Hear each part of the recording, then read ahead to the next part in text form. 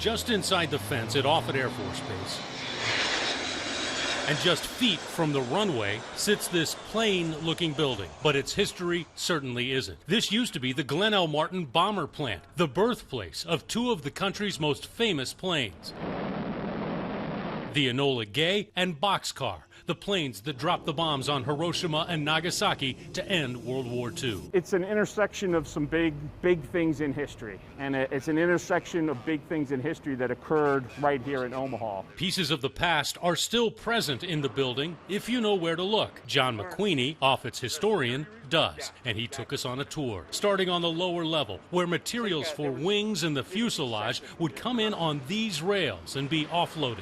And you'll see gantry cranes.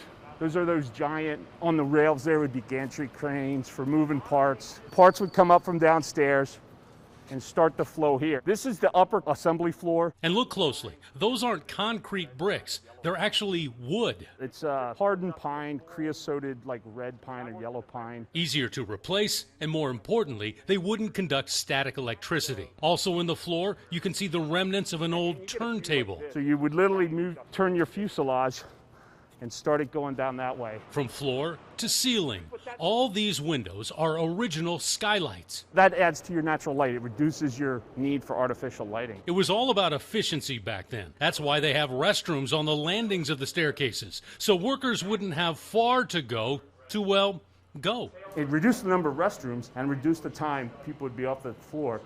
They're right there. What many people don't know is that the bomber plant wasn't just one building. There were 9 of them, each its own piece of the puzzle. These buildings held things like engine and propeller modifications, security, design. That's an original walkway between buildings C and D.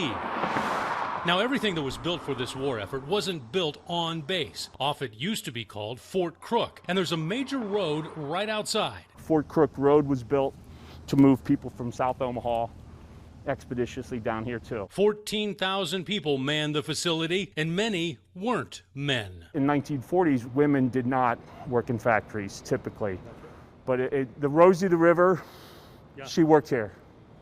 She made airplanes. They first made B-26s. Then in 1944, were told to shift to B-29s, but they weren't told why. When they're given this design, they're not said, oh, to carry an atomic bomb. They're just given design specifications. On May 9th, 1945, Lieutenant Colonel Paul Tibbets came to the base to pick out 15 planes. Say, yeah, that's a good one. I want that one. Oh, that one there, that's mine.